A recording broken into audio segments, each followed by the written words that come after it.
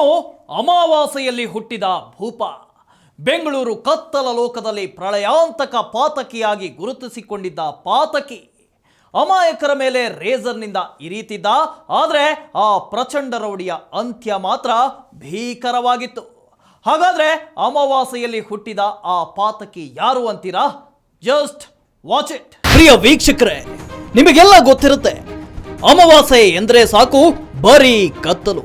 ಅಂತಹ ಕತ್ತಲ ದಿನದಲ್ಲಿ ಹುಟ್ಟಿ ಕತ್ತಲ ಲೋಕದಲ್ಲಿ ಪ್ರಳಯಾಂತಕನಾಗಿ ಗುರುತಿಸಿಕೊಂಡ ಖತರ್ನಾಕ್ ಪಾತಕಿಯೊಬ್ಬನ ಚರಿತ್ರೆಯನ್ನ ಎಳೆ ಎಳೆಯಾಗಿ ಇಂದು ನಿಮ್ಮ ಮುಂದೆ ಬಿಚ್ಚಿಡ್ತೀವಿ ನೋಡಿ.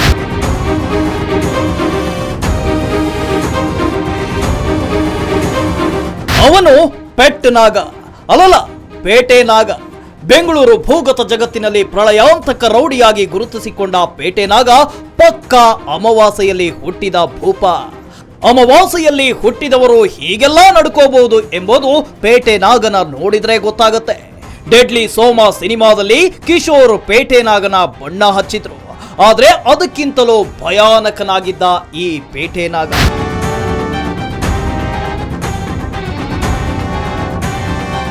ಈ ಪೇಟೆ ನಾಗ ತಿಕ್ಲಂತರ ಆಡ್ತಿದ್ದ. ದಿನನಿತ್ಯ ರೇಸರ್ ಇಟ್ಕೊಂಡೇ ಓಡಾಡ್ತಿದ್ದ. ರೇಸರ್ ಕೈಗೆತ್ತಿಕೊಂಡ್ರೆ ಯಾರಿಗಾದ್ರೂ ಇರಿಯದೆ ಬಿಡ್ತಾ ಇರಲಿಲ್ಲ.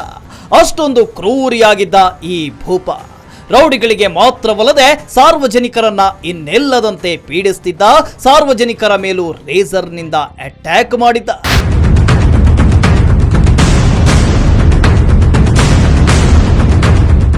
ಬರೀ ಸಾರ್ವಜನಿಕರು ಮಾತ್ರವಲ್ಲದೆ ಪೊಲೀಸ್ ಪೇದೆಗಳನ್ನು ಕೂಡ ಈ ಪೇಟೆ ನಾಗ ಇನ್ನಿಲ್ಲದಂತೆ ಕಾಡ್ತಿದ್ದ. ರಾತ್ರಿ ಪೊಲೀಸ್ ಪೇದೆಗಳ ಕಣ್ಣಿಗೆ ಈ ಪೆಟ್ ನಾಗ ಬಿದ್ರೆ ಕೆಲ ಕಾನ್ಸ್ಟೇಬಲ್ ಅವನ ಸಹವಾಸನೇ ಬೇಡ ಎಂದು ಮತ್ತೊಂದು ದಾರಿಯಲ್ಲಿ ಹೋಗ್ತಿದ್ರು. ಹಾಗಿಂದ ಮಾತ್ರಕ್ಕೆ ಪೇಟೆ ನಾಗನ ಕಂಡ್ರೆ ಪೊಲೀಸರು ಹೆದರ್ತಿದ್ರು ಅಂತಲ್ಲ, ಈ ಭೂಪನ ಉಪಟಳ ಹಂಗಿತ್ತು ಅಷ್ಟೇ.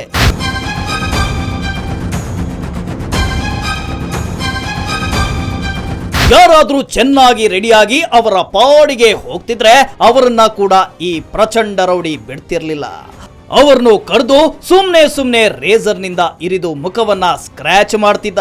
ಹೀಗೆ ಪ್ರಳಯಾಂತಕ ರೌಡಿ ಪೇಟೆ ನಾಗನನ್ನ ನೋಡಿದ್ರೆ ಸಾಕು ಹಲವಾರು ಪ್ಯಾಂಟ್ ಕೂಡ ಒದ್ದೆ ಆಗ್ತಿತ್ತು.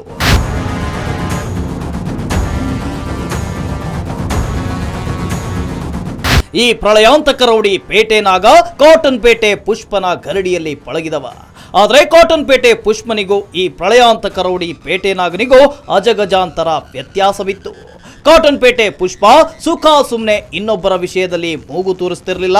ಆದ್ರೆ ಪೇಟೆ ನಾಗ ಪಕ್ಕಾ 420.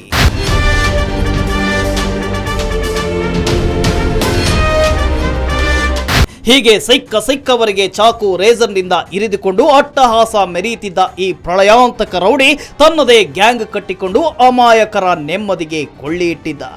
ಇವನ ಉಪಟಳದಿಂದ ಬೇಸತ್ತವರು ಅದೆಷ್ಟೋ. ಅವನ ಸಾವನ್ನ ಕಾಯುತ್ತಿದ್ದವರ ಸಂಖ್ಯೆ ಮಾತ್ರ ಅದು ಅಳತೆಗೂ ನಿಲುಕದ್ದು.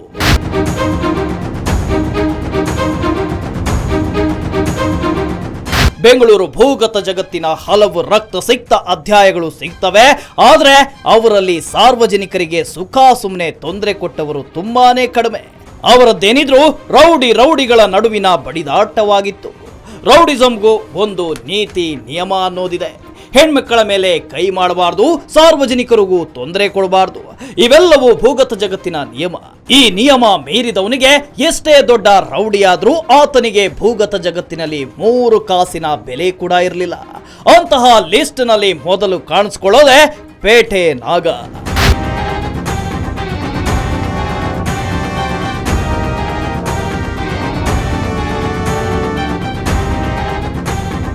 ಅಚಾನಕ್ಕಾಗಿ ಬೆಂಗಳೂರು ಭೂಗತ ಜಗತ್ತಿಗೆ ಎಂಟ್ರಿ ಕೊಟ್ಟ ನಂತರ ಸಿಡಿಲಿನಂತೆ ಸದ್ದು ಮಾಡಿ ಮಿಂಚಿನಂತೆ ಮರೆಯಾದ ಪಾತಕಿನೇ ಡೆಡ್ಲಿ ಸೋಮ. ಅದೊಮ್ಮೆ ಪೇಟೆ ನಾಗನ ಶಿಷ್ಯ ವಸಂತನಿಗೂ ಡೆಡ್ಲಿ ಸೋಮನ ಅಣ್ಣನಿಗೂ ಚಿಕ್ಕ ಬೀದಿ ಗಲಾಟೆಯಾಗಿತ್ತು. ಅಂದಿನ ಗಲಾಟೆ ನಾಗನ ಹತ್ಯೆಗೆ ತಿಲಕವಿಟ್ಟಂತಾಗಿತ್ತು. ಅಂದು ನಾಗನ ಶಿಷ್ಯ ವಸಂತ ಡೆಡ್ಲಿ ಸೋಮನ ಕುಟುಂಬಸ್ಥರ ಬಗ್ಗೆ ಅವಾಚ್ಯ ಪದಗಳಿಂದ ನಿಂದಿಸಿತ್ತು. ಮುಂಗೋಪಿ ಯುವಕ ಸೋಮ ಕೆರಳುವಂತಾಗಿದ್ದ.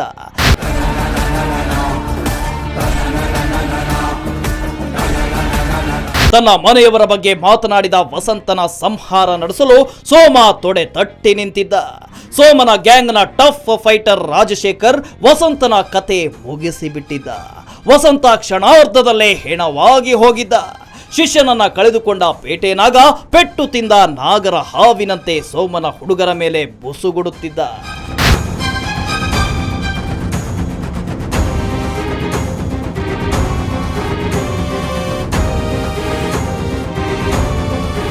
ಅಷ್ಟೇ ಅಲ್ಲ, ತನ್ನ ಬಲಗೈ ಬಂಟ ವಸಂತನ ಸಮಾಧಿ ಮೇಲೆ ಪ್ರಳಯಾಂತಕ ಪೇಟೆನಾಗ ಶಿಷ್ಯನ ಹತ್ಯೆಯ ಪ್ರತೀಕಾರದ ಪ್ರತಿಜ್ಞೆ ಮಾಡಿದ್ದ. ವಸಂತನನ್ನ ಕೊಂದವನ ಮೇಲೆ ರಿವೆಂಜ್ ತೆಗೆದುಕೊಳ್ಳೋದಾಗಿ ಶಪಥ ಮಾಡಿದ್ದ. ವಸಂತನನ್ನ ಕೊಲೆ ಮಾಡಿದವರನ್ನ ತಾನು ಕೊಲ್ಲಬೇಕೆಂದು ಆ ಹುಂಬ ಪಣ ತೊಟ್ಟ.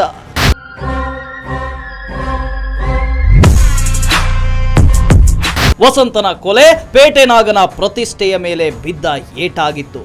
ವಸಂತನ ಕೊಂದವರ ರಕ್ತ ನೋಡಬೇಕೆಂದು ನಾಗ ಹಪಹಪಿಸಿದ. ಅಲ್ಲದೆ ಪೇಟೆನಾಗ ಸೋಮನ ಹುಡುಗರಿಗೆಲ್ಲ ಚಿತ್ರ ಹಿಂಸೆ ನೀಡಲು ಆರಂಭಿಸಿದ.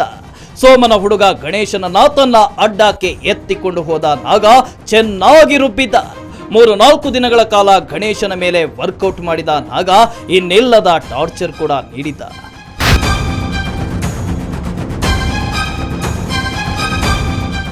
ಗಣೇಶನ ಮೇಲಿನ ಹಲ್ಲೆಯನ್ನ ಕನಸು ಮನಸ್ಸಿನಲ್ಲೂ ಸೋಮ ಅರಗಿಸಿಕೊಳ್ಳಲು ಸಾಧ್ಯವಾಗಿರಲಿಲ್ಲ.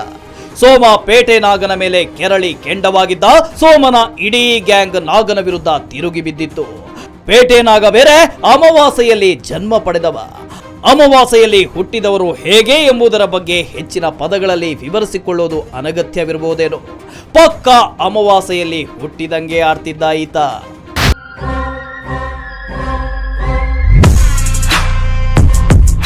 ಸೇಡಿನ ಜ್ವಾಲೆಯಲ್ಲಿ ಬೆಂದಿದ್ದ ಸೋಮನ ಕಿವಿಗೆ ಪೇಟೆ ನಾಗನ ಅದೊಂದು ಸುಳಿವು ಸಿಕ್ಕಿತ್ತು. ಬೇಟೆಗೆ ಹೊಂಚು ಹಾಕಿದ ನರಿಯಂತೆ ನಾಗನ ರಕ್ತಕ್ಕೆ ಹಸಿದಿದ್ದ ಸೋಮ ನಾಗನ ಬಗ್ಗೆ ಸುಳಿವು ಸಿಕ್ಕುತ್ತಿದ್ದಂತೆಯೇ ಗ್ಯಾಂಗ್ ಸಮೇತ ಅಲರ್ಟ್ ಆದ.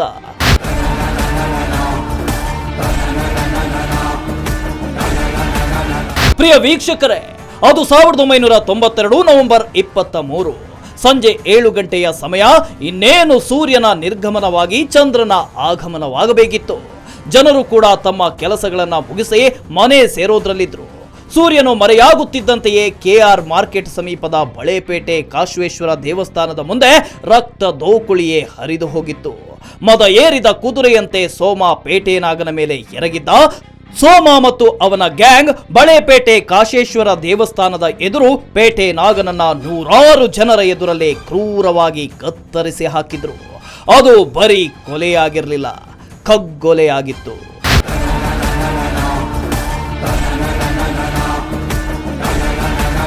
ಸೋಮ ರಾಂಬೋ ಚಾಕುವಿನಿಂದ 100 ಜನರ ಎದುರೇ ಪೇಟೆ ನಾಗನ ಎದೆಯನ್ನ ಸೀಳಿಬಿಟ್ಟಿದ್ದ. ಹೀಗೆ ಸೋಮ ಪೇಟೆ ನಾಗ ಎಂಬ ಕತ್ತಲ ಲೋಕದ ಕಟುಕನ ಕಥೆಯನ್ನ ಕಡೆಗಾಣಿಸಿದ್ದ. ಈ ಹತ್ಯೆಯು ಸೋಮನಿಗೆ ಡೆಡ್ಲಿ ಸೋಮ ಎಂಬ ಪಟ್ಟ ತಂದುಕೊಟ್ಟಿತ್ತು. ಹೀಗೆ ಪೇಟೆ ನಾಗ ಎಂಬ ಪ್ರಳಯಾಂತಕ ರೌಡಿಯನ್ನ ಮುಗಿಸಿದ ಸೋಮ ಪ್ರಚಂಡ ರೌಡಿಯ ರುಂಡವನ್ನ ನಡು ರಸ್ತೆಯಲ್ಲೇ ಚೆಂಡಾಡಿದ್ದ.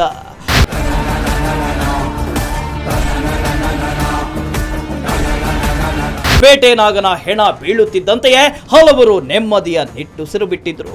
ಪೇಟೆ ನಾಗ ಹತ್ಯೆಯ ಕೇಸ್ನಲ್ಲಿ ಜೈಲು ಸೇರಿದ್ದ ಸೋಮನಿಗೆ ಹಲವರು ಬಂದು ಹಣ ನೀಡಿ ಸಂತೋಷ ಪಟ್ರಂತೆ. ಹಾಗಂದ ಮಾತ್ರಕ್ಕೆ ಸೋಮನೇನೋ ಮಹಾ ಘನಂದಾರಿ ಕೆಲಸ ಮಾಡಿದ್ದ ಎಂದು ನಾವು ಹೇಳ್ತಿಲ್ಲ.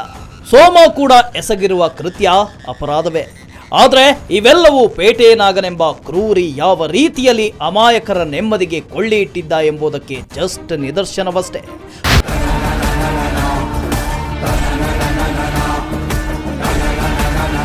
ಪ್ರಿಯ ವೀಕ್ಷಕರೇ, ಭೂಗತ ಜಗತ್ತಿನ ಕತೆ ಹೇಳಲು ಯಾವತ್ತಿಗೂ ರಮ್ಯವೇ. ಭೀಕರ ಬಡಿದಾಟದ ಸ್ಟೋರಿಗಳು ನೋಡೋಕೆ ಕುತೂಹಲವೇ. ಆದ್ರೆ ಈ ಕರಾಳ ಜಗತ್ತು ಯಾವತ್ತಿಗೂ ಯಾರಿಗೂ ಆದರ್ಶವಾಗಬಾರದು, ಯಾರಿಗೂ ಈ ನಿಷಿದ್ಧ ಲೋಕ ಪ್ರೇರಣೆಯಾಗಬಾರದು ಎಂಬುದೇ ನಮ್ಮ ಆಶಯ. Abdul Sattar, crime bureau, speed news Kannada, Bengaluru.